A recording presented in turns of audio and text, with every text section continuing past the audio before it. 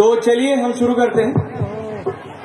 सबसे पहले रूपोलंग पहांदीपारी कुमार लिंगो हिरासुका लिंगो या कली कंकाली दाई रायताड़ जंगो मेरे समस्त पेन पुरखा शक्ति,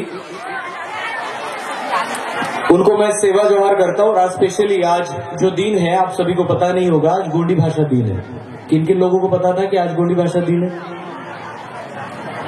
तो जिस व्यक्ति ने हमारी संस्कृति जो हम भूल चुके थे उस संस्कृति को किताबों में लिखा, जिस व्यक्ति ने पूरे देश भर में, जब आज तो हमारे पास गाड़ियां हैं, सब है, मोबाइल है ना, उस काल में मोतीराम दादा ने पूरे देश को घुमाया, जिस काल में ये गाड़ियां और मोबाइल ये कुछ नहीं था।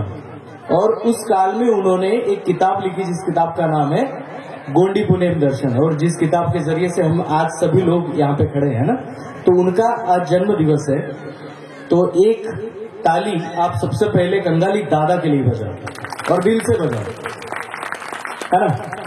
तो तिरुमल मोतीराम कंगाली दादा जिन्होंने हमारे इस व्यवस्था को उजागर किया, वैसे ही दादा हीरा सिंह मरका, वैसे ही मेरे पेन पुरखाओं में वीरांगना रानी दुर्गावती, तंटे मामा, वीर बाबूराव शर्मा की, क्रांति सूर्य बिरसा मुंडा और अन्य हमारे योद्धा जिनको मैं सेवा जोहार करता हूं।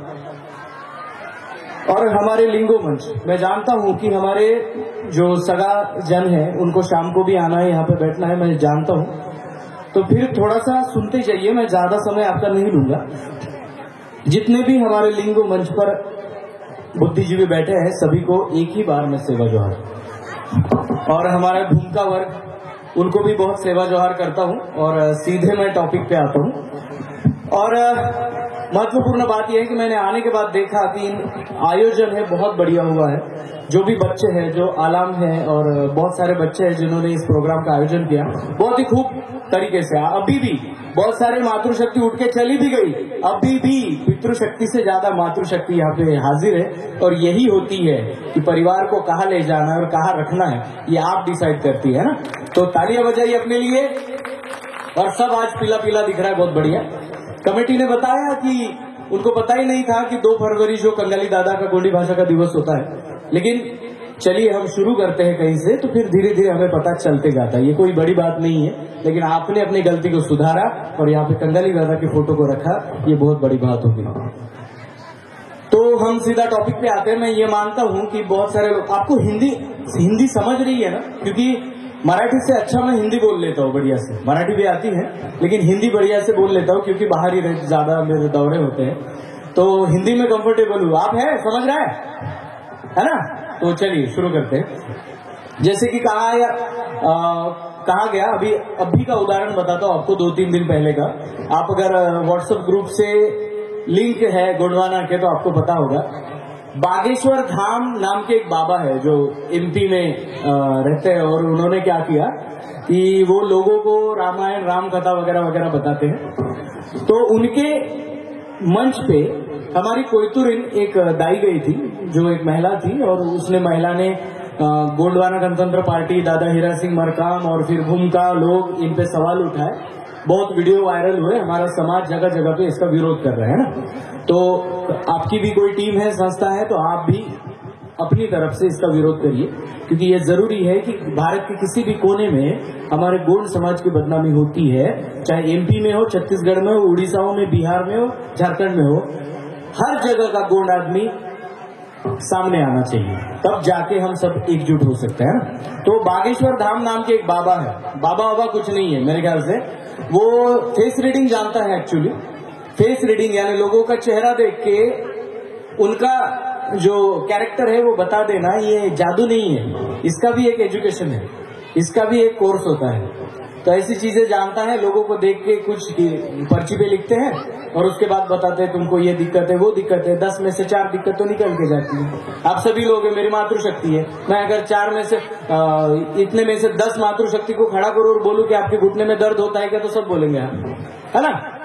तो ऐसे करके ये बाबा लोग अपने एरिया में घुस रहे। मैं सीधा बाबा टॉपिक पे क्यों आ रहा हूं, क्योंकि हम जा रहे हैं चांद पर और ये बाबा लोग अभी भी लोगों को बैठा बैठा के मूर्ख बना रहे, है ना। तो हमें पहले इनके झंझट से निकलना पड़ेगा। इधर भी है, चंद्रपुर एरिया में भी अलग अलग बाबा है जो आते हैं, कहते हैं 4 घंटे बैठो, 3 घंटे बैठो, उनकी ही पूजा करनी है, उनका ही फोटो लेना है, उनके ही सत्संग में जाना है और वो ही तुमसे पैसा लेंगे, है ना। सब चीजें उल्टी पुल्टी है और ये गोंड का काम नहीं है। जो यहाँ का ओरिजिनल गोंड है वो जानता है कि ये बाबा वाबा ये कुछ नहीं करते। हमारा जो पेन व्यवस्था है उसी व्यवस्था को आपको बताने आया हूं। तो मैं इस मंच से, पावना के मंच से, जो भी धीरेन्द्र शास्त्री जी ने कहा है अपने गोंडवाना गणतंत्र पार्टी और हमारे दादा हीरा सिंह मरकाम के लिए, उन्होंने जो भी यहाँ से कहा है उनके मन से, मैं इस पावना से पूरे गोंड समाज की तरफ से मैं उनका निषेध व्यक्त करता हूं और मैं ये चाहूंगा इस वीडियो के द्वारा कि वो जरूर गोंड समाज से माफी मांगे। अभी सीधा टॉपिक पे आते हैं, गोंडवाना लैंड। मैं मातृशक्ति, आप सभी लोग है ना, बढ़िया से शांति से सुनिए मैं जो बता रहा हूं, क्योंकि बहुत इंपॉर्टेंट है। आपके यहाँ पे 4 सगा है, 5 सगा है, 6 सगा है, 7 सगा है, यहाँ तक कि तोरे जी मिले थे, है ना, तो तोरे जी भी 12 सगा भी है।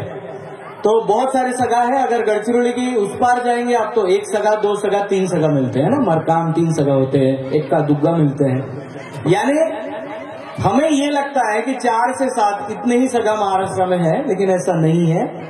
1 से 12 तक आज भी कहीं ना कहीं है, समझ रहे। तो ये सगा देव पद्धति क्या है पहले ये समझ लो। मैं और मेरी ज्यादा से ज्यादा माता है मौसी, आप समझ लो कि ये जो आप देव बताते हो, मैं करना के 5, सोयाम 5, कुड़मे ते 6, अत्रम 6, मड़ावी 7, ये जो हम बता रहे हैं एक दूसरे को, ये क्या है? नंबर है, बिल्ला है लगाने का, क्या है? ये देव नहीं है, याद रखो। हे देव जी व्यवस्था आहे ना, हे देव व्यवस्था बाकी लोकांनी आणलेली आहे, ज्याला 4 हात 2 तोंड।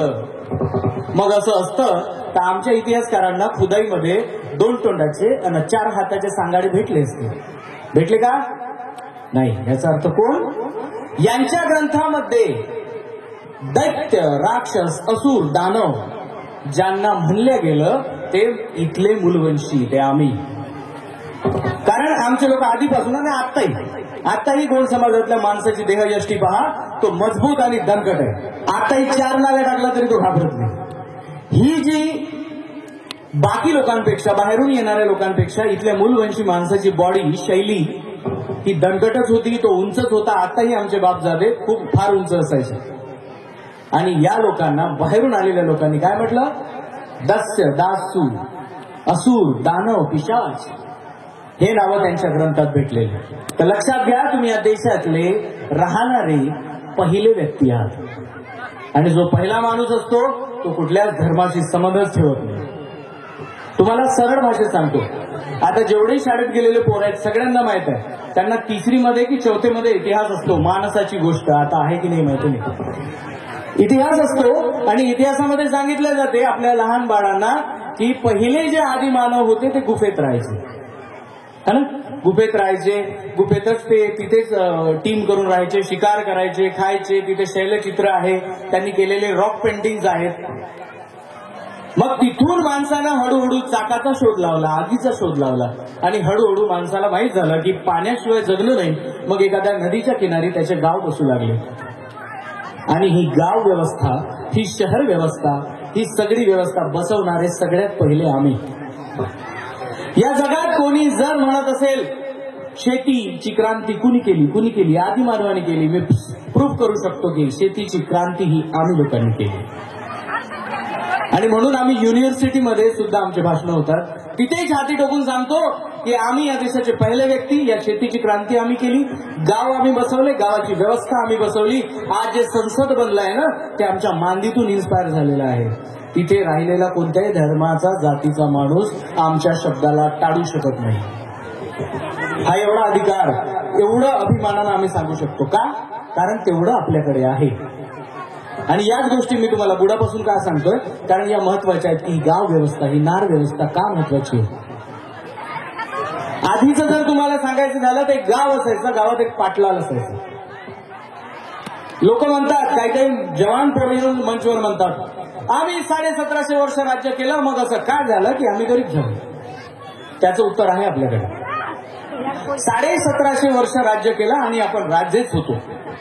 गावात सगळ्यात जास्त जमिनी आपल्याकडे, म्हणजे धान आपण जास्त पिकवायचो, आणि धान जास्त म्हणजे घरची ढोली मोठी, आणि ज्याची गावात ढोली मोठी तो माणूस पाटील. कारण सगळे व्यवहार तुमचे धानाने. की जर पूर्ण समाज आहे आणि समाजाच्या विरोधात एक समाजातला माणूस जर जात असेल तर लगेच त्या लोकांचा पंच बसते ना, पंच बसल्यावर त्या माणसावर दंड. तो माणूस ऐकला तर ठीक, नाही तर गावाच्या बाहेर 2 वर्षासाठी. ह्या मांद्या हे सिस्टम आजही अवेलेबल आहे ज्या गावात कोयतूर राहतात आणि ज्या गावात जास्त संख्येने राहतात. हे तुम्हाला मी का सांगतोय, कारण हीच पद्धत आहे जी बाकी धर्मात गेली. कोणीच नाही म्हणू शकत, ना हिंदू, मुस्लिम, शीख, पारसी कोणत्याच धर्माचा माणूस तुमच्या पुढे येऊन हे म्हणू शकत नाही की आम्ही सगळ्यात जुने आहोत. कारण त्या सगळ्यांना हे मानावंच लागेल की याच लोकांपासून सगळ्या धर्माच्या रस्ते निघाले आहेत, सगळे धर्म इथून उत्पन्न झाले आहेत. आणि तो जर हे मानणार नाही तर माणसाचा जन्मच आईच्या पोटी झाला हेच तो मानू शकणार नाही. म्हणून काही समुदाय असेही आहेत की मूल निवासी या शब्दासाठी आदिवासींचा वापर करून घेतात. मूल निवासी या शब्दासाठी. म्हणून समजा तुम्हाला चांगलं कोण बोलतंय, वाईट कोण करतंय, या गोष्टी सगळ्यांनीच समजल्या पाहिजे. ही नार व्यवस्था, ही गाव व्यवस्था जी बनते, आणि जो पाटील होता ज्याच्याकडे धान जास्त होतं तो पाटील बनायचा. मग आपल्या अर्थव्यवस्थेत रुपया आला. काय आलं? रुपया. जो कोयतूर माणूस घरी बनवू शकत नाही. आणि या रुपयामुळे जे अर्थव्यवस्था कोलमडली ती आपली खरंच जास्त कोलमडली. कारण तो रुपया वेस्टर्न होता, नवीन भारताची सुरुवात होती, आणि तो रुपया कसा कमवायचा, त्या रुपयाचं काय सिस्टम होतं हे कळायला आपल्याला बराच वेळ गेला. आणि बाकी जे समाज होते शिकले सवरले ते पुढे निघून गेले. म्हणून हा आज बाकीच्या समाजात आणि आपल्या कोयतूर समाजात जो थोडा फार फरक आहे तो या कारणामुळे आहे. कधीही युवक लोक आपल्या आई वडिलांना दोष देऊ नका. कधीच दोष द्यायचा नाही. यांनी मला गोंडी शिकवली नाही, यांनी मला हे दिलं नाही, मला ते दिलं नाही. त्यांनी जन्म दिला म्हणून तुम्ही आले, हे लक्षात घ्या. इंग्रजांचं काळ होतं, त्या इंग्रजांच्या काळात जास्तीत जास्त लोकांना ख्रिश्चनही बनवण्यात आलं होतं. तेव्हाही माझा आजा शिकलेला नव्हता, पण सांगत होता आम्हाला नाही जमत बापा, आम्ही पेरसापेन करनेवाले हो. बरे तो अनफड होता तरी त्यानं तुमचा पेरसापेन वाचवला. तुमची आजी, तुमचा काका, तुमचा बाबा आजही एकमेकांसोबत भांडत असतील. 2 भाऊ जमिनीसाठी भांडत असतील, पण दोघाही भावाच्या तोंडात आजही जमीन विकण्याबद्दल एकही शब्द नाही. कारण माहित आहे की पुढच्या जनरेशनला जमीन पाहिजे. तर म्हणून आपल्या आई वडिलांना अडाणी न म्हणता त्यांचे अनुभव, त्यांचे एक्सपिरियन्स तुम्ही घ्या, समजा. जेव्हा आम्ही छोटी छोटी सुरुवात केली या 10 वर्ष आधी, मलाही काही समजत नव्हतं गोंड गोंडवाना काय, आणि महाराष्ट्राच्या बाहेर सुद्धा गोंड आहे की नाही हे सुद्धा माहिती नव्हतं. आणि जेव्हा मी महाराष्ट्राच्या बाहेर फिरायला लागलो, ओडिसा, छत्तीसगड, मला वाटतं जेमतेम जेवढ्या राज्यांमध्ये गोंड समाज आहे तेवढे राज्य माझ्या आजपर्यंत फिरून झाले. आणि सगळ्यांना जाऊन त्यांचं कल्चर, कस्टम पाहिलंय. 19-20चा फरक आहे, सगळे गोंड इथे लक्षात घ्या. आणि त्याच्यामध्ये गण व्यवस्था आहे. काय गण व्यवस्था? या गोष्टीला जरा तुम्ही क्लिअरली बघा म्हणजे समजेल किंवा ऐका. इथे गोंड हा जो शब्द आपण वापरतोय तो गोंड फक्त ज्याच्या सर्टिफिकेटवर गोंड लिहिलेला आहे त्यालाच लागू होत नाही. तुमच्या सर्टिफिकेटवर आहे, कास्ट व्हॅलिडिटीवर तुमच्या गोंड लिहिलेलं असतं. ते आता आताची आहे आणि ती परंपरा मला वाटतं इंग्रज आले आणि त्यांनी सूची बनवली तेव्हापासून ती सुरू झाली. पण ऍक्च्युली खरा गोंड कोण? गोंडाचे किती प्रकार आहेत हे आपल्या सगळ्या जणांना माहीतच नाही. त्याच्यापैकी काही प्रकार आपल्या एरियात आहेत. प्रधान गोंड, माडिया गोंड, कोरकू गोंड, असे भरपूर गोंडाचे प्रकार वेगवेगळ्या स्टेटमध्ये वेगवेगळ्या नावानी आहेत. आणि म्हणून जसं आपण भारताच्या बाहेर गेलो आणि कोणी आपल्याला जर विचारलं तुम्ही कोण, तर सगळ्यात पहिला शब्द काय येईल? आम्ही भारतीय आहोत, आम्ही इंडियन आहोत. ओळख अशीच द्या ना. तर मग संपूर्ण गोंधळ्यातला चाईल परदान असेल, गोंड असेल, माडिया असेल, कोरकू असेल, कोणी असेल, तो बाहेर गेल्यावर आपली ओळख काय सांगेल? गोंड. या गोंधळात राहणारा व्यक्ती मी गोंड. आणि म्हणून कधी लक्षात घ्या, कोणीच कोणापेक्षा लहान नाही, कोणीच कोणापेक्षा मोठा नाही. आणि हा भेदभाव ज्या ठिकाणी मला दिसतो त्या ठिकाणी मी खेचून बोलतो बरं. म्हणून लक्षात घ्या, तुमच्या मनात थोडासाही संभ्रम असेल तर काढून टाका. सगळे भाऊ आपले आणि सगळे आपल्याचे. याच तत्वाने जर पुढे गेलं तर तुम्हाला खरा गुणवाना करू शकेल. आणि आपण या गोंडवानालाच समजून घेऊया आणि पुढे जाऊया. माझी मातृशक्ती बसलेली आहे. मातृशक्ती बघा, आमच्या भूमक संघांनी इथे पूजा केली आहे ना. तिथे सल्लाशक्तीच्या समोर पूजा आहे, म्हणजेच याला आपण गोंगो म्हणतो. ही पूजा जी आहे, ही गोंगो जो आहे, या गोंगोला तुम्ही नंतर हे भाषण वगैरे संपल्यावर त्या गोंगोला आणि या माठाला वगैरे या गोंगोला इथल्या आणि तिथल्या दोन्ही गोंगोला तुम्ही सगळेजण येऊन जवळून बघायचं है ना. जवळून बघायचं, त्याचं निरीक्षण करायचं. निरीक्षण केल्यावर तुम्हाला जर प्रश्न आला की इथे गहूच काऊन, इथे निंबूच काऊन, इथं तांदूळच काऊन, इथं हळदच काऊन, हा जर प्रश्न आला तर भूमका संघ इथे बसलेला आहे. त्यांना तुमच्या प्रश्नाचे उत्तर देऊ दिल्याशिवाय जाऊ द्यायचं नाही. का बोलतोय असं? कारण तुम्हाला हे जर समजेल की यांनी गोंगो कसा केलाय, का केलाय, तर लगेच तुमच्या लक्षात येईल की आमची जी संस्कृती आहे ना बाकीच्या लोकांसारखी नाहीये. आता एका मंदिरात जाताना एक माणूस पेढा घेतो, ज्याच्याकडे पैसेच नाही तो साखर नेतो, ज्याच्याकडे जास्तच पैसे आहे तो गुलकंद नेतो, कलाकंद नेतो है ना. बाकीच्यांची व्यवस्था, पण तुमची व्यवस्था तीच आहे. तुम्हाला मोहाचे फूल, हळदी, तांदूळ, एक दिवा आणि गहू किंवा काय थोडंसं मोहाचे पानं, ह्या बिना पैशाच्या वस्तू आहेत. घरी डबा खोलले तर तांदूळ हळदी काढून घेता, मोहाचे फुलं एवढे आणले तर वर्षभर पुरतात. तुम्हाला जो काही 10 रुपये खर्च येत आहे तो 10 रुपये राजालाही तेवढाच खर्च येतो गोड समाजात, आणि मजुरालाही तेवढाच खर्च येतो. सब बघून घ्या, ही जी पूजेची गोंगोची पद्धत आहे ही किती समानतावादी पद्धत आहे. गरीबालाही करायला त्रास होत नाही आणि अमीरालाही करायला त्रास होत नाही, ही गोंगो पद्धत. आणि याच्यात या गोंगोमध्येच पुणेम हे म्हणतं की फक्त निंबूच नाही, तुम्ही या पृथ्वीवर या पर्यावरणात कुठलंही फळ असेल त्याला तुम्ही गोंगोमध्ये ठेवून त्याची पूजा करू शकता. फक्त नियम हा की त्या फळाचं बी पूर्णपणे तयार झालेलं असावं. कारण आता मी हळूहळू मूळ मुद्द्यात येत आहो की जरी कोणी तुम्हाला, जर एखादा व्यक्ती, अतिशहाणे लोक असतात समाजात आणि ते येतात आणि म्हणतात, ए बापू तू आदिवासी कसा, तू गोंड कसा. मग आपण म्हणतो, हे पाय माझं आधार कार्ड, मी गोंड आहो का नाही पाय, हे पाय माझी कास्ट सर्टिफिकेट, मी गोंड आहो का नाही पाय. अरे पण तुमच्याकडून तुमची कास्ट सर्टिफिकेट, तुमचं आधार कार्ड, राशन कार्ड काढून घेतलं आणि मग विचारलं तू प्रूफ कर बरं तू कसा गोंड. मग काय सांगाल? मग काय असं काय आहे जे बिना कागदपत्रानं, बिना कोणत्या पुराव्यानं तुम्ही प्रूफ करू शकाल की मी या देशाचा पहिला मालिक आहे, गोंड आहे. पण हेच माहित पाहिजे. बरं झालं लोक बोलले, आपण माना खाली घातल्या, वर्षानुवर्ष गेलं, पिढ्यानपिढ्या गेल्या. आता लोक बोलतील तो दुनियाचा त्याचा नमस्कार करू दे, तुम्ही छाती ठोकून जय सेवाच म्हणा. कारण संख्या दाखवायची असेल तर अभिमानही जागवला पाहिजे, म्हणून अभिमान ठेवा. मी तुम्हाला काय म्हटलं, तुमच्याकडे राशन कार्ड, आधार कार्ड, पॅन कार्ड काहीच नसेल आणि एखाद्या व्यक्तीने जर तुम्हाला प्रश्न केला तुम्ही या देशाचे मूळ निवासी कसे, तर उत्तर ऐका आणि साठवा. मीच नाही, आपला समाजच नाही, तर ऑल ओव्हर इंडियामध्ये, भारतामध्ये काही या देशातल्या आदिवासींसाठी किंवा ट्रायबल लोकांसाठी काही गव्हर्नमेंटनी, संविधानाने नियम घातले आहेत आणि त्या नियमानुसार ते या देशाचे ट्राईब ठरतात. Example, Lokur committee. कधी गुगलवर तुम्ही लोकूर कमिटी असं लिहा, त्याच्यानंतर ते तुम्हाला पूर्ण त्यांचं अहवालच येईल. तो अहवाल वाचा कधी वेळ मिळेल तर त्याच्यानंतर तुम्हाला समजेल की लोकूर कमिटी काय म्हणते. जी सर्वे करते नेहमी, त्या लोकूर कमिटीचा किंवा बाकीच्या कमिटीचे काही निकष आहेत. तो जर या देशाचा आदिवासी किंवा कोयतूर माणूस असेल तर त्याला त्याची भाषा आहे का.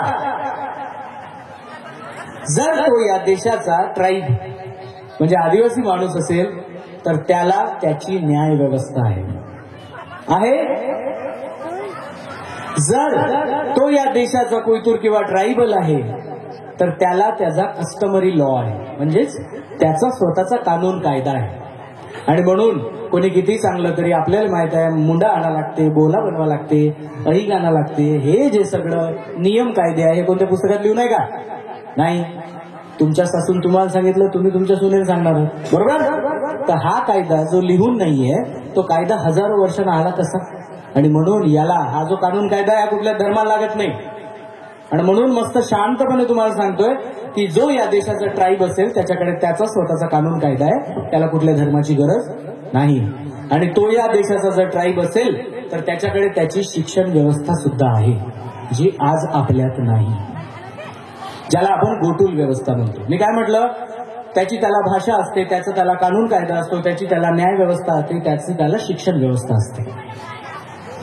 हे एवढं असते म्हणून तो या देशाचा ट्रायबल आहे, म्हणून तो या देशाचा आदिवासी आहे. एक सर्टिफिकेट भेटलं नाही भेटलं याच्यामुळे तो नाहीये. फक्त आता बोगस लोकांची संख्या एवढी वाढली म्हणून गव्हर्नमेंटने सुद्धा या सर्टिफिकेट बद्दल जरा जास्त नियम कानून आपल्याला लावले आहेत. पण लक्षात घ्या, महाराष्ट्रात आजही आदिवासी लोकांच्या नावावर लाखो बोगस लोक ड्युट्या करत आहेत, लाखो. आणि ते बोगस लोक कोणी वेगळ्या समाजाचा आहे, कोणी वेगळ्या धर्माचा आहे, ते लोक जाऊन सेटिंग करून स्वतःचं नाव आदिवासी करून ड्युटीला लागून काही जण आयुष्यभर ड्युटी करून रिटायर झाले. त्या लाख लोकांच्या जागी माझा लाख कोयतूर माणूस जाऊन बसला असता आणि लाख लोकांनी माड्या बांधल्या असतात, आज समाज कुठे असतात. पण झालं नाही, कारण आमच्या जागा बडकावल्या. आमच्या जागेवर ते लोक आज जॉब करत आहेत. आणि जेव्हा कोर्टामध्ये आपले लोक जाऊन केस टाकतात की या बोगस लोकांना यांच्या खुर्चीवरून हटवा, तेव्हा आदेश गव्हर्नमेंटचा निघतो पण त्याचं पालन होत नाही. याचं मेन कारण आपण एखादा मोर्चा घेऊन गेला शहराच्या ठिकाणी, जिल्हाधिकाऱ्याकडे कुठे जा, तुम्ही मुंबईला जा, तुम्ही दिल्लीच्या जंतर मंतरला मोर्चा घेऊन जा, तिथे गेल्यावर एवढं पान फक्त द्यायला लावतात आणि म्हणतात हम आपके इस विषय पर विचार करेंगे और जल्दी से जल्दी इस पे रास्ता निकालेंगे. तो रास्ता निघतच नाही. पेशाची लढाई एवढ्या वर्षापासून चालू आहे, त्या लढाईला अजूनही अंत नाही लागला. 5वी अनुसूचीची लढाई आताही चालू आहे, त्या लढाईला सुद्धा अंत लागला नाही. कारण याचं खूप मोठं आहे. कारण हे आहे की आमचा माणूस त्यांच्या ठिकाणी बसलेलाच नाहीये आणि बाहेरचे लोक कागदोपत्री ठरवत आहेत की आदिवासी कुणाला बनवायचं कुणाला नाही बनवायचं. केवढी मोठी शोकांतिका आहे. ज्या देशात एवढा मोठा आदिवासी समाज आहे, ज्या देशात एवढे मोठे आमचे राजे होऊन गेले, या जिल्ह्याचा जो इतिहास आहे तो 1750 वर्ष राज्य करणाऱ्या राजांमध्ये येतो.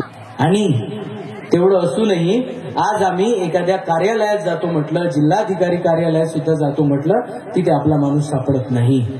तर याचं कारण आहे शिक्षणाविषयीची उदासीनता. बघा, तुम्हाला सरळ सांगतो, सगळे लोक बोलले शिका, असंघटित व्हा, हे करा ते करा. मी तसं नाही बोलत. मी काय बोलतो माहितीये का, शिक्षण ड्युटी पाहिजे म्हणून नाही केलं पाहिजे. आणि जो फक्त मी ड्युटीवर लागतो बाबा म्हणून पैसे घेऊन तो शहरात जातो आणि मग 4-5 वर्षांनी प्रयत्न केल्यावर त्याला काही साथी लागत नाही आणि मग बेरोजगाराने आपण फिरतो, त्याच्यापेक्षा युवांनो लक्षात घ्या, शिक्षण मी ड्युटीलाच लागेन, मी जॉबच करीन म्हणून शिक्षण घेऊ नका.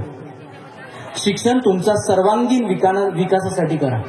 शिक्षण माझंही झालं, मी प्रयत्न केले असते, पण जेव्हा माझा सर्वांगीण विकास झाला आणि समजायला लागले की माझ्या समाजाचा इतिहास कुठेच नाही. अरे जेवढे MA पर्यंतचे पुस्तकं मी वाचून काढले पुण्याच्या लायब्ररीत, त्या एकाही पुस्तकात माझ्या वीर बाबूराव शर्माकेचं नाव मला सापडलं नाही. आणि तिथून ते डोक्यात घेऊन आलो की नाही, माझ्या बाबूराव शर्माकेचं, माझ्या राणी दुर्गावतीचं नाव, माझ्या कंदाली दादाचं नाव आमच्या पुस्तकात का नाही. अरे ज्या लोकांनी स्वातंत्र्य काळात ज्यांना डांबलं होतं, जे माफी मागून वापस आले, माफ करा जी म्हणून वापस आले, त्यांचं इतिहासात नाव आहे. ज्यांचे बोटच कटले आणि त्यांचं इतिहासात नाव आहे.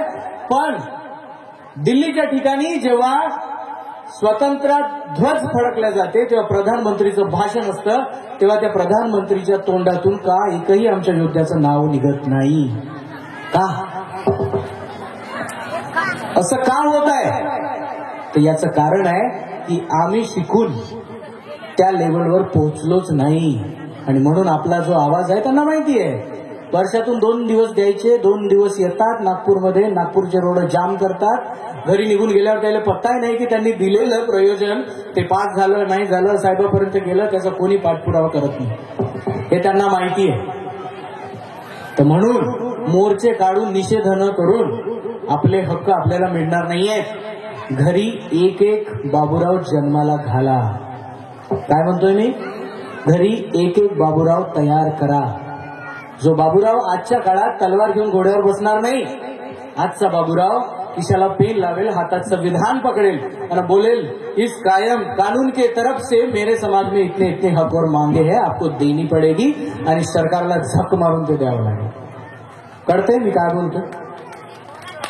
सरकार कुठलंही असो, मी हे नाही म्हणत. बरेच लोक म्हणतात इधर वो एमएलए है, आमचा नाही आहे, आमचा त्या क्षेत्रात आहे. एमएलए कोणत्याही समाजाचा असो, आपल्यात जर दम असेल तर तुम्ही 2 महिन्यात त्याच्यावर प्रेशर आणून त्याच्याकडून काम करून घेऊ शकता. ताकद ठेवा. की आमदार कुठलाही असो, खासदार कुठलाही असो, कोणत्या समाजाचा असो, देणं घेणं नाही. तो जेव्हा आमदार आहे तो सगळ्यांचा आहे, तो खासदार आहे सगळ्यांचा आहे. तर समाजात एवढी एकी पाहिजे की 2 महिन्याच्या आत त्याच्यावर एवढा प्रेशर बनेल की तुमचे थांबलेले काम सटासट तो केल्याशिवाय त्याला मार्गच उरणार नाही. पण ते प्रेशर पाडायची गरज पाहिजे. डॉक्टर बाबासाहेब आंबेडकर यांनी संविधान बनवताना सुद्धा हेच सांगितलं होतं सगळ्या गरीब लोकांना, आमच्या एससी एसटी ओबीसींना, की मी तर संविधान बनवतोय बाबा, पण असे लोक या देशात येतील की त्या संविधानातल्या थोडे पडवाटा काढतील आणि त्याच्यातून ते भ्रष्टाचार करतील. तेव्हा हा जेव्हा संविधान बदलायच्या आधी माझ्या समाजातला पोरगा शिकला पाहिजे आणि तो छाती ठोकून या संविधानाच्या पाठीमागे उभा राहिला पाहिजे. हे त्यांचं वक्तव्य होतं. आणि म्हणून तुम्हाला सांगतोय की आपल्याला रडून मोर्चे काढून काही साध्य होणार नाहीये. आपल्या मुलाबाळांना जास्तीत जास्त शिकवा. गावात तुम्हाला जर वाटत असेल 2-4 मुलं असतात जे टॅलेंटेड असतात, हुशार असतात आणि त्या मुलांची शिकण्याची झेप असते, पण त्यांच्या आईवडिलांकडे पैसा नसतो. मग त्यावेळी असे आपण जे कार्यक्रम घेत आहोत, एक कार्यक्रम नाही घेतला तर चालेल. गावात वर्गणी गोळा करा. जो हुशार पोरगा आहे त्या पोराच्या पाठीशी अख्खं गाव उभं राहा. त्याला दिल्लीला जायचं आहे का पाठवा, त्याला मुंबईला जायचं आहे का पाठवा, त्याला अमेरिकेत जाऊन शिकायचं आहे का शिकवा. आणि जेव्हा ते पोरग तेवढं उच्च शिक्षण घेऊन गावात उभं होईल ना, तुमच्याच गावाचं नाव अख्ख्या जिल्ह्यात वाढेल. कळतंय? आमच्या रामू कळ, आमच्या दामू कळ, आमच्या किशोर कळ पैसेच नाही म्हणून त्यानं पोराला शिकवलं नाही. हे काळ आता आणू नका. तुमच्या रामू दामू किशोरकडे पैसे नसेल तर आपण तर उभे आहोत. अरे एक माणूस 1000 देऊ नाही शकत, पण 100 देऊ शकते ना. त्या पोरांचं ऍडमिशन करू शकतो आम्ही, त्या पोरांना शहरात नेऊन शिकवू शकतो. आणि ते पोरग 2-4 वर्षाची डिग्री केल्यानंतर तेच पोरग विचार करेल, मग गावानं मला सपोर्ट केलाय तर गावाचा उद्धार मी कोणत्या पद्धतीनं करू. आणि तेच पोरग पुढे येऊन इतिहास लिहू शकते. आज तुम्ही कितीही लोकांकडे जा, आमदार खासदारांकडे जा, ते लोक फक्त तेवढंच देतात जेवढं त्यांच्याकडे लिहू नये. जर संविधानात आपला उल्लेख नसता तर एकही शासनाची 1ही रुपयाची कोणती योजना तुम्हाला फेकून मारण्यात आली नसती. कळतंय तुम्हाला? तर हे सगळं जे आमच्या पूर्वजांनी मेहनत घेतली आहे त्याच्या मागचं कारण आहे. आता आपण गोंडी कल्चरकडे वळूया. हे झालं सामान्य ज्ञान. त्याच्यानंतर गोंडी गोंडवाना. बऱ्याच लोकांना असा प्रश्न असेल की हे काय बा मधातच, मागच्या 20 वर्षात हे नव्हतं. बरेच लोक आहेत मला माहिती आहे की 20 वर्षाच्या आधी तर असं काही नव्हतं बा. पिवळा नाही लावायचे, सेवा नाही म्हणायचे, काही नाही म्हणायचे. ना आता 20 वर्षानंतर एकटा नवीनच आला बा यायचं काम. असं जेवढ्याचा प्रश्न आहे तेवढे जण माझं ऐका. हे तुमचं 20 वर्षाच्या आधीचं नव्हतं, हे 1000 वर्षाच्या आधीचं होतं. पण हे काळानुरूप जसं मी तुम्हाला सांगितलं की तो रुपया आला, अर्थव्यवस्था कोलमडली आपली, आणि आपली अर्थव्यवस्था कोलमडल्यामुळे सामाजिक व्यवस्था ही कोलमडली. आणि त्या सामाजिक व्यवस्थेमध्ये जसं दादांनी सांगितलं होतं की सगळ्यात जास्त जर फटका कोणाला बसला असेल तर तो भूमक वर्गाला होता. आणि जेव्हा तुम्हाला तुमची पेन व्यवस्था सांगणारेच हळूहळू संपून जातात, तेव्हा हळूहळू आपणही समजायला लागतो की साईडच्यानं एक मूर्ती मांडली, इथे आमची चोक काय बा. आणि असं करून आपला समाज विखुरत गेला आणि आपण नकळत हे समजायला लागलो की हे काल्पनिक जे देव आहेत 2 तोंडाचे 4 हाताचे हे आपले आहे बा, हे आपण समजून पुढे चालायला लागलो. आणि मग हे सगळं विसरभूल झाल्यावर तरी गावात गोंड माणूस गोंडी भाषा बोलत होता. आणि मग कंगाली दादांसारखाचा जन्म झाला. पण कंगाली दादाच्या गावात आज मी तिकडेच जाणार होतो, कंगाली दादांच्या समाधीवर दुलारा. कधी रामटेक एरियात गेले तुम्ही तर दुलारा नावाचं एक छोटंसं गाव आहे, एका उड्डाण पुलावरून खालून जा लागते. आणि आजही ते गाव नैसर्गिक याच्यात आहे 100%. कंगाली दादांच्या गावात कधी जा आणि गेल्यावर त्यांची तिथे एक मोठी समाधी आता समाजाने तिथे उभी केली आहे, कधी वंदन करून या. आणि त्याच्यानंतर त्यांनी हे विचार केला की माझ्या समाजाचं पुस्तकच नाही. ठीक आहे, माझ्या समाजाचा जो इतिहास आहे, रूढी परंपरा आहे, त्या सगळ्या आपल्या पूर्वजापासून दादा नातवाला सांगते, नातू पुन्हा आपल्या नातवाला सांगतो, तो आपल्या नातवाला सांगतो, हे असं चालू आहे. पण याला कुठेतरी पुस्तकात बांधलं पाहिजे. आणि म्हणून कंगाली दादांनी गावगाव फिरणं सुरू केलं. गाव फिरले, प्रदेश फिरले. जंगोदाई कुठे आहे, केसलापूर कुठे आहे, छत्तीसगड कुठे आहे, उडीसा कुठे आहे, तेवढ्या क्षेत्रात भ्रमण करून त्यांनी लक्षात आणलं की नाही, गोंड सगळ्याच राज्यात आहे. गोंड, बरदान, माडिया, कोरकू ते सगळ्याच राज्यात आहेत. आपापली व्यवस्था टिकवून आहेत. पण यांना माहिती नाही की महाराष्ट्रातल्याला माहित नाही छत्तीसगडमध्ये आहे का नाही, आणि MP वाल्याला माहित नाही की उडीसात आहे का नाही. आणि हे सगळी दोर आणि हे सगळं व्यवस्था कंगाली दादांनी आपल्या पुस्तकात लिहून काढली. भले ते आज आपल्यात नाही, आणि ते काही त्यांचं जायचं वय नव्हतं. त्यांचा हार्टचा प्रॉब्लेम आधीच होता, आणि त्याच्यानंतर त्यांना त्याच तेवढ्या वेळामध्ये एक झटका आला आणि ते बेनवासी झाले. मग मी गोंड आहे तर माझा अर्थ काय? बाकी माणूस छाती डोकून सांगते हिंदू मुस्लिम, मी हिंदू आहो, मी मुस्लिम आहो, मी सिख आहो, मी सगळंच आहो. मग मी छाती डोकून का नाही सांगावं? मग मी गोंड आहे तर काय बा, माझ्यात असं महत्वाचं काय? या सगळ्या गोष्टीचा आम्ही शोध घ्यायला लागलो. आणि मग आम्हाला सापडत गेलं की नाही बाबा, ये तो कुछ अलग है. अरे हमारी कल्चर भिन्न है, हमारी संस्कृती भिन्न है. ही जी देव व्यवस्था आहे ना, ही देव व्यवस्था देव नाही आहेत. मी काय म्हणतो मगांपासून, 4 हाताचे देव आणि 2 तोंडाचे देव हे कधीच तुमचे नव्हते आणि नाहीत. तुमची जी कंकाली म्हणतो ती एक साधारण माता होती. तिचा जन्म झाला मायेच्या पोटी आणि तिचा मृत्यू सुद्धा कचारगडला झाला, म्हणून आपण कचारगडच्या जत्रेला जातो. जी जंगोदाई तुम्ही म्हणता, ती जंगोदाई लग्न केल्यावर, लग्न झाल्यावर तिचा लगेच नवरा मरण पावला. आणि एखाद्या स्त्रीचा नवरा मरण पावल्यावर समाज त्या स्त्रीला नवऱ्याला खाणारी म्हणायचं आणि बाहेर काढायचं. कार्यापायाची अंक काय जे असेल ते. जंगोदाईला तसंच काढण्यात आलं बाहेर. तेव्हा जंगोबाईने विचार केला की मी एका राजाची मुलगी असून मला समाज काढून देत आहे, तर गरीब माणसाची काय हवं? अरे एखाद्या बाईचं लग्न झाल्यावर तिच्या पतीचा अचानक देहांत होणे, त्या बाईची काय चूक? आणि मग जंगोदाईने बिडा उचलला की मी माझ्यासारख्या महिलांना शोधीन, मंदायरोन बांधीन. म्हणून आता जे कोटा परंदुलीला जंगोबाईला जेवढे लोक जाऊन आले त्यांना माहित आहे, तिथं जंगोबाईचं मंदायरोन आहे. आणि तिथे सगळ्या महिलांना जमा करून त्यांचं विधवा पुनर्विवाह या देशात, या भूतलवर, या गंडोदाईवर सगळ्यात पहिलं जर कोणी सुरू केलं असेल ती आमची दाई शक्ती जंगोदाई. आणि त्यांनाच हे सुरू केलं की विधवा पुनर्विवाह सुरू करायला पाहिजे. आपण त्याला दीर्घरसोडी आणि अनेक प्रकरणांनी, अनेक परंपरांनी नावे वगैरे देतो.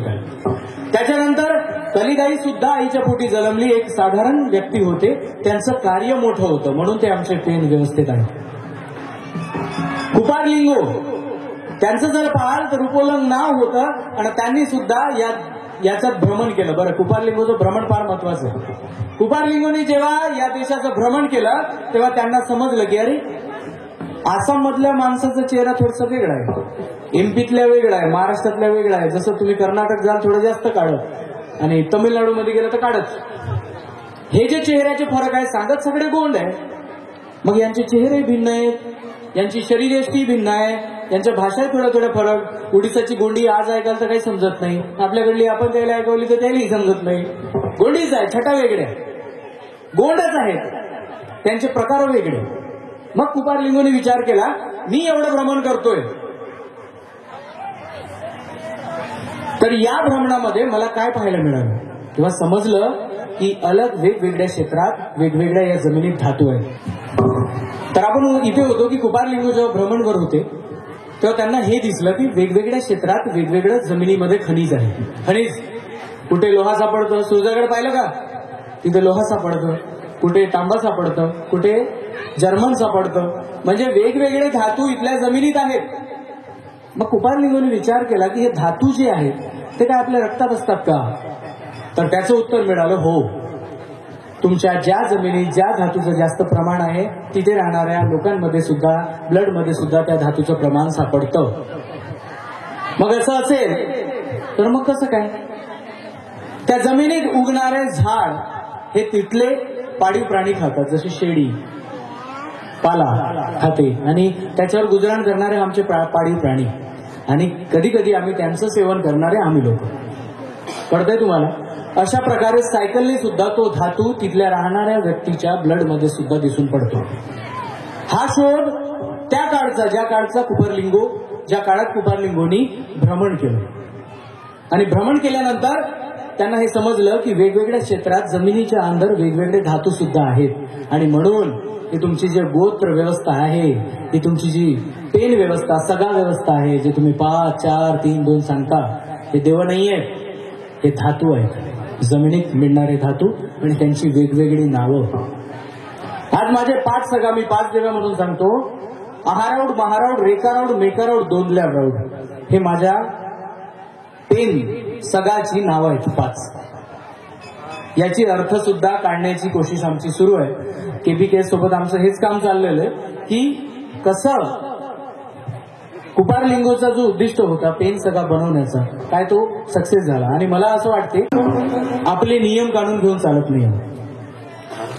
बाहेरच्या लोकांना किंवा आपल्या लोकांना एवढं दिसतं, आमचे लोक दारोडे आहेत, आमचे लोक अभ्यास नाही करत, आमचे लोक शिकत नाही, आमचं हे आहे ते आहे. पण कधीही चुका पाहण्याच्या व्यतिरिक्त तुम्ही पॉझिटिव्ह गोष्टी त्याच्यातल्या चेक करा, भरपूर मिळेल. कोरोना आल्यावर आपल्या सगळ्यांना माहित झालं सॅनिटायझर राहते, ग्रामपंचायत कडून आलंय होतं असं सॅनिटायझर, मास्क लावायचं, सॅनिटायझर लावायचं ना. सॅनिटायझर मध्ये का राहते? अल्कोहोल. आता हे सॅनिटायझर मलाही बरं आहे कोरोना आल्यानंतरच माहित झालं. मी कधी हात पुसायला गेलो त्या सॅनिटायझरला, कोरोना आल्यावर माहित झालं की सॅनिटायझर राहते आणि त्याच्यानं केलं तर जंतू मरते. मग आम्ही पेन कड्यावर गेलो, तिथे आमचा कर्नाटकाचा पेरसा पेन आहे, आणि कर्नाटकाच्या पेरसा पेनवर जेव्हा आम्ही गेलो आणि पहिला नियम, गेल्याबरोबर आमचा एक संगी बसून राहते तिथं, मोहाचा अर्क धरून असा गाडग्यात संगी बसून राहते, आणि त्या संगी जवळ गेलं की त्या संगीला काहीतरी भोगारा द्या लागते, आणि दिलं की तो लगेच मोहाचा अर्क आपल्या हातावर टाकते. मग आमचं काम असं हात पुसून असं पुसलं की मग पेन कड्यावर एंट्री.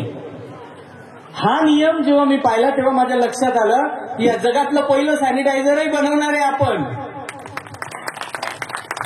समजत आहे?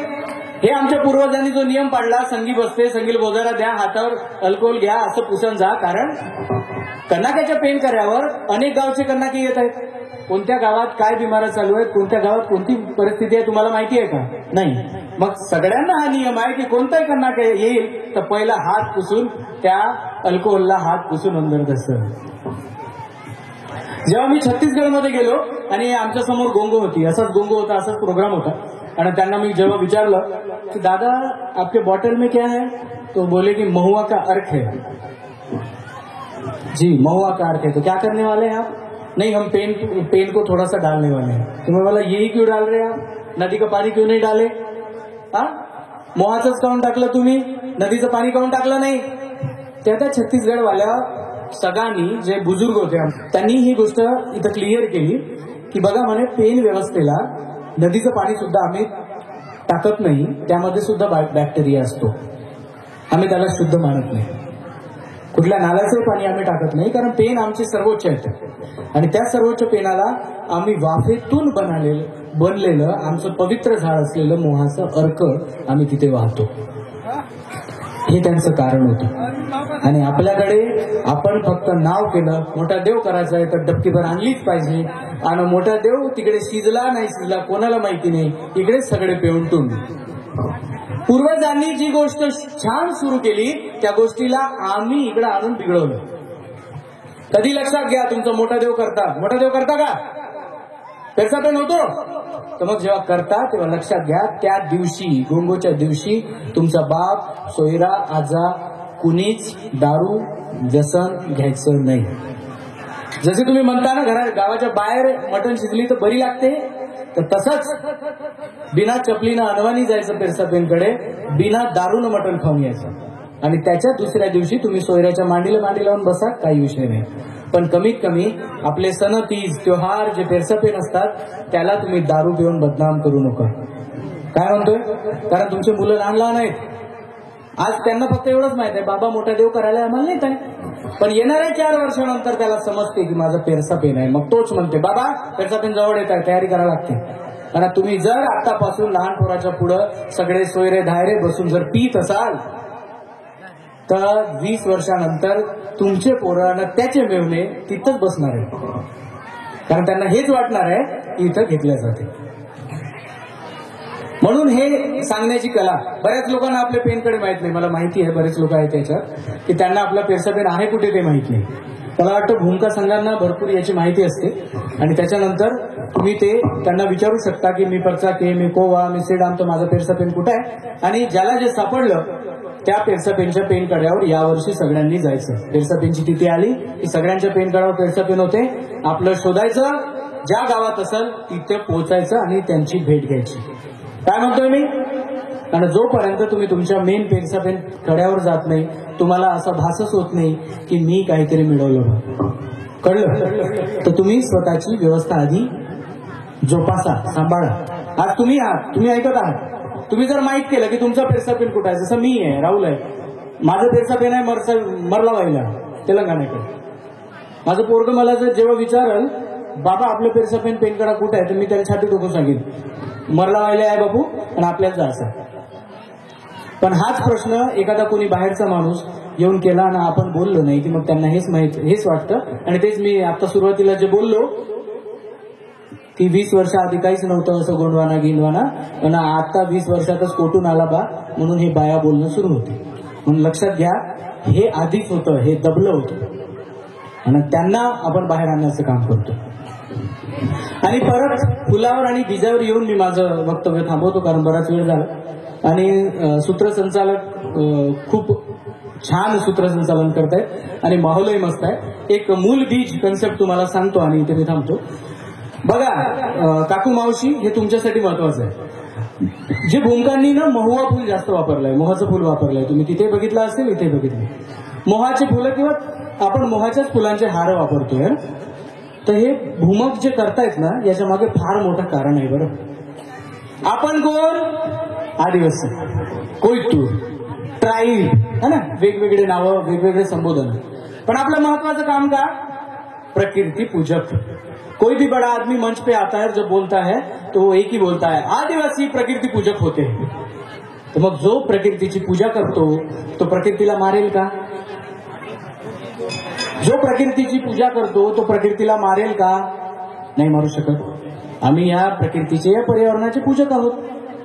तर म्हणून आमच्या पूर्वजांनी मोहाचं फूल का निवडलं असेल? कारण त्या मोहाचं फूल जेव्हा पडतं ना त्याचं बी वाया जात नाही. त्याचं बी त्या झाडाला राहते आणि त्या झाडाचा जो वंशवेल विस्तार आहे तो त्याला घात पडत नाही, त्याला ठेस पोहोचत नाही. कारण तुम्ही एखाद्या फुलाला निसर्गातून तोडून आपल्याच पेनाला वाहत आहात आणि त्या फुलामध्ये असंख्य बीज आहे आणि ते फूल 100 झाड तयार करणारं होतं ते फूल आम्ही विखरून टाकलं. आणि जर आम्ही मंचावरून छाती टाकून बोलत असेल आम्ही प्रकृती पूजक आहोत तर काय अर्थ उरला?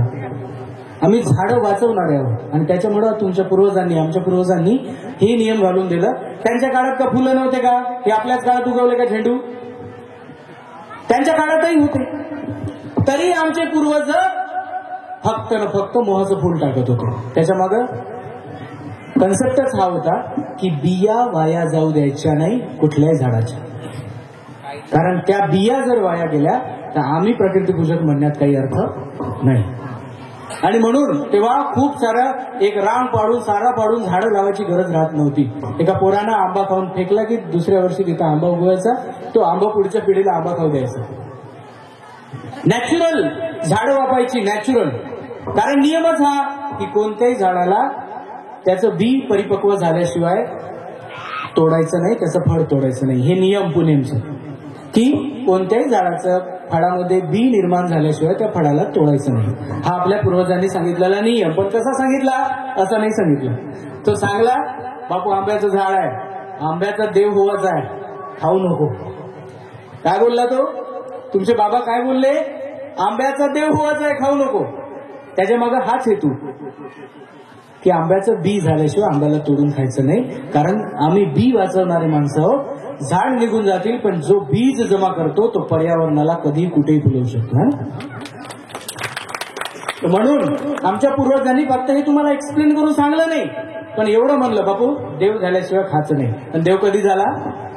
कोय बनल्याशिवाय त्यांचा देव झाला नाही. एवढंच की तुमच्या धानाला पोटरी आल्याशिवाय धानाची बाली सुद्धा आपण उपडत नाही. धानाची पोटरी येणे म्हणजे दाना बनणे, आणि त्याच्यानंतरच बाया स्त्रिया इथे घेऊन खोचतात आणि त्याची पूजा केली जाते. हे जे सगळे कन्सेप्ट तुम्हाला मी सांगतोय हे का सांगतोय, कारण आम्ही बीज वाचवणारे लोक होतो. तर म्हणून या कन्सेप्ट मध्ये फुलांचा अवडंबर, गुलालांचा अवडंबर किंवा एखाद्या पर्टिक्युलर माणसाच्या गळ्यातच हार नेऊन टाकणे हा कन्सेप्ट गोंडीयनांमध्ये नाही. गोंडीयनांमध्ये सगळ्यात साधा सिंपल कन्सेप्ट, तुम्ही खाली बसले ना मग आम्ही सुद्धा खाली बसू, हा कन्सेप्ट. आणि या टीमला सुद्धा निवेदन आहे, पुढच्या वेळी नियोजन केलं बढिया खाली गादी टाकायचे आणि सगळ्या मान्यवरांना मांडी घालून बसायला लावायची. कारण हीच मांदी, कारण जोपर्यंत मी तुमच्यासोबत तुमच्या जवळ बसणार नाही ना, सोयऱ्याला काय लागते ना, काय प्रॉब्लेम आहे मला नाही समजणार. मी येईन मोठा राजासारखा इथून मंचावरून भाषण देईन निघून जाईन, पण जे अटॅचमेंट आहे ते अटॅचमेंट तेव्हाच येते जेव्हा मी माझ्या भाटोसोबत मांडी घालून त्याच्यासोबतच बसतो. कळलं? आणि हीच ती व्यवस्था आहे. खूप प्राचीन आहोत आपण आणि त्या प्राचीनतेला तुम्ही जपा. भरपूर काही विषय आहे पण त्या विषयाला सांगण्यात नाही, कारण खूप सारे मान्यवर आहेत आणि मला तुम्ही यवतमाळवरून बोलवल्याबद्दल फार फार धन्यवाद. आणि बऱ्याच गोष्टी आहेत ज्या तुम्हाला सांगेन. मी परतही म्हटलं होतं आलामदादा आणि बाकी लोकांना की मला अशा मंचावर बोलवण्यापेक्षा तुम्ही जेव्हा गावात एखादी मीटिंग मांदी करता त्यावेळेस बोलवा. त्याचा फायदा डबल याच्यासाठी होतो की मंचावर वेळ नसतो. आता समजा मी तुम्हाला शंभू कोण होते, जयसेवा म्हणजे काय, या गोष्टी जर मी तुम्हाला एक्सप्लेन करत बसलो तर आपले 2 घंटे येतच ना. तर हे नाही जावं यासाठी तुम्ही जेव्हा गावाची मांदी लावता, गावाची एक मीटिंग करता, तशा टायमात मला बोलवा. तुमच्याकडे वेळ असतो, माझ्याकडेही वेळ असतो. त्या टायमात माईकची गरज नाही, काही नाही, मधात उभं होऊ नये, आपण बोलू शकतो. आणि आमचा मेन उद्देश काय की गोंडी कल्चर सभ्यता ही तुम्हाला कळली पाहिजे आणि त्याचं पालन झालं पाहिजे आणि त्याचा इतिहास माहीत झाला पाहिजे. बरोबर? तर म्हणून म्हणतोय की कधी मांदी असली की मला नक्की फोन करा. मांदीत हे जास्त विस्तृतपणे सांगता येतं. बरं, आता इथे जयसेवा आहे, तुम्ही सगळ्यांनी पाहिले, इथे फोटो आहे का रे सिम्बॉलचं? आहे आपले? हा, तर यांच्या फोटोकडे लक्ष द्या. जयसेवाचं सिम्बॉल आहे आणि मध्ये एक दीपक आहे, 2 बाजूला हात आहे. आता बाकी आमच्या पेनपूरकांना वाटलं असतं तर वाटर गोल चपट चौकोनी बनवलं असतं, का नाही बनवलं? याचं कारण ऐकून मी तुम्हाला कारण सांगतो आणि इथे माझं भाषण संपवतो. त्याच्याकडे बघा, तिथे तुम्ही जर पाहाल तर 3 रस्ते आहेत. एक मधातून रस्ता निघालेला आहे ज्याच्यावर दीप आहे आणि 2 रस्ते बाजूला आहेत आणि जे थोडेसे लहान आहेत, म्हणजे ते असं काहीतरी आहे ना या साईडचं. तर हे असं का दिलंय आमच्या पूर्वजांनी? तर तुम्ही जर चांगलं बघाल तर त्याचा जो पाया आहे तो त्रिकोणी आहे. त्याला म्हणतात ट्रायंग्युलर फिलॉसॉफी आणि आपल्याकडे त्रिकोणीय फिलॉसॉफी आहे. आता ती कधी वेळेत सांगेल, फक्त तुम्हाला ठळक सांगतो. त्याला आपण म्हणतो तुंडा मुंडा कुंडा, मुंद सूल सर्री. हे जे 3 प्रकारचे नेम आणि 3 प्रकारचे मार्ग आहेत ज्यांच्याबद्दल पुणेमध्ये भरपूर काही लिहिलेलं आहे, त्याच्यावर लेक्चर एक स्पेशल होऊ शकतं. तर ते 3 प्रकारचे ट्रायंग्युलर फिलॉसॉफी. म्हणून या देशात प्राचीन मध्ये इजिप्तचे पिरामिड सुद्धा काय आहेत? त्रिकोणी. हे सगळं आपलं आहे, सगळंच आहे. ते त्रिकोणी तो आकार आहे. त्याच्यानंतर जर वरती पाहिलं तर 3 मार्ग आहेत. त्याच्यापैकी 2 मार्ग सारखे आहेत आणि लहान आहेत, मधातला मार्ग मोठा आहे. आता ऐकून घ्या काय आहे. प्राणी जो आहे, जो तुमच्याजवळ आहे, गाय बैल म्हस शेळी, जेवढे काही आपल्याजवळ प्राणी आहेत आणि आपण आहोत, आपण काही त्यांच्यापेक्षा मोठे नाही आहोत. ते श्वास घेताय, तुम्ही घेताय, त्यांचं शरीर आहे, तुमचंही आहे. त्यांनाही मुलं बाळ होतात, आपल्यालाही होतात, है ना. म्हणजे जसं कंगाली दादांनी सांगितलं की शारीरिक, बौद्धिक आणि मानसिक या 3 जे गुण आहेत एका माणसात, त्याच्यापैकी 2 गुण प्राण्यात आहेत. शारीरिक गुण आहेत, त्यांचं शरीर आहे, आणि मानसिक सदा प्रकाश. आणि म्हणून हे कुपारलिंगोनी जयसेवाद्वारे पुस्तक नाही वाचलं तरी तुम्हाला ते वाचता येते, फक्त माहित पाहिजे काय. कुपारलिंगोनी तुम्हाला हेच सांगितलंय, बाबा बघ बाकीच्या धर्माच्या लोकांमध्ये 10 घंटे बसून हू केल्याने देव सापडत नाही. आणि तसं आमचे पुरखे तुम्हाला करायलाही लावत नाही. ते म्हणतात की तुला 3 मार्ग समजून घ्यायचे आहे तुझ्या शरीरात असलेले, शारीरिक, मानसिक आणि बौद्धिक. आणि या बौद्धिक मार्गाला समजून घे, आपल्या सगळ्यांना समजून घे, आपल्या व्यवस्थेला समजून घे आणि पुढे चाल. माणसातून चांगला माणूस बन, माणसातून चांगला कोयतूर बन आणि मग तुझ्यात जो ज्ञानाचा प्रकाश येईल त्या प्रकाशाने तू पुन्हा समाजाला प्रकाशित कर. हा त्याचा अर्थ. किती सुंदर. आणि म्हणून कुठल्याच, मी तुम्हाला सगळ्यांना सांगतोय, गोंडी कल्चरमध्ये कुठे चमत्कार 4 हाताचं 2 तोंडाचं जर दिसलं तर मला फोन करा. काय पण सोडा, बाबागिरी सोडा. त्या बागेश्वर धाम सारखे लोक आहेत जे समाजाला गुमराह करत आहेत. आणि असे भरपूर बाबा आहेत जे गावागावात येऊन इथं धाबा खोलतात. त्या बाबांना एकच सांगा, बापू तुझं तुझ्याकडं, माझं माझ्याकडं. है ना. आम्ही म्हणतो का कोणत्या मंत्र्याला की आमचं तू कर, मग बाहेरचा माणूस येऊन तुम्हाला का म्हणतो की आमची पूजा कर, आमचा फोटो मांड? गरजच नाही. आमच्याकडे एवढी व्यवस्था आहे, तेवढी बृहत व्यवस्था आहे की वर्षभर आमचे सण पर्व त्योहार संपत नाही. 15 दिवस झाले की आईले वडे भाकरी करायला लागते निवड दाखवायला. जांभूळ सकाळी इथून लागली धड तर दिवाळीपर्यंत सुटत नाही. आमची पेन व्यवस्था, आमचं सगळं कल्चर एक वेगळ्या उंचीवर आहे. त्याला म्हणून म्हटलं आपण कोण आहोत? धर्मपूर्वी आहोत. कोण आहोत? धर्माच्या आधीचे आहोत. म्हणून कोणी जर म्हटलं येऊन अरे हा झेंडा धर, आमचा धर्म खतऱ्यात आहे, तो झेंडा धरायचा ना उभा करून मारायचा. धर्माची लढाई आमची नाही. काय आमची लढाई आमचं अस्तित्व वाचवण्याची आहे. आमची लढाई आमचं जवळ जंगल जमीन वाचवण्याची. आणि या लढाईकडे बघा. आणि स्पेशली मातृशक्ती. आजपासून कोणी काही बोललं तरी लक्षात घ्या, तुमच्या आईला विचारा, तुमचे वडील असतील त्यांना विचारा, तुमच्या घरी बुजुर्ग असतील त्यांना विचारा. ते सगळे सांगतील त्या काळात कसे पेरसापेन, कसे मोठे देव, कसे त्योहार होत होते. आणि ते विचारा आणि घरी सुरू करा. ज्यांना पेनकडा नाही माहीत त्यांनी माहिती करा. काही सूची लिस्ट आमच्याकडे पण आहे, तर तुम्ही आम्हालाही विचारू शकता, आम्ही सांगू. किंवा मोस्टली जास्तीत जास्त भूमिका संघांकडे माहिती असते की कोणत्या आडनावाचा पेन करा कुठं आहे. आणि या वर्षी सगळेजण आपापल्या पेन करायला जायचं. ठीक आहे, सगळे जायचं, परसा पेन भेटी घेऊन यायचे. आणि त्याच्यानंतर तुम्ही पहा एक वेगळी ऊर्जा आपल्यात येते, कारण तुम्ही तुमच्या खऱ्या कुळ दैवतेला जाऊन भेटता. कळलं? तर म्हणून शोधा आणि कट्टर गोंड बना. तर मग आता आपण या भाषणाच मी समाप्ती करतो, पण त्याआधी आपण सेवाचा नारा देऊ आणि सगळेजण दोन्ही हात वर करून सेवा म्हणायचं. तिरुमल मोतीरावन कंगाली दादा ना, दादा हिरासिंग मरकाम ना, वीर बाबूराव पुल्ले सूरसेनमा के ना, हिरा सुका लिंगो ना, या दाई कली कंगाली ना, दाई रायतार जंगो ना, माओर समस्त पेन पुरखा शक्ती ना, येरुंग रंता झुंडा ना. जय सेवा, जय गुरु.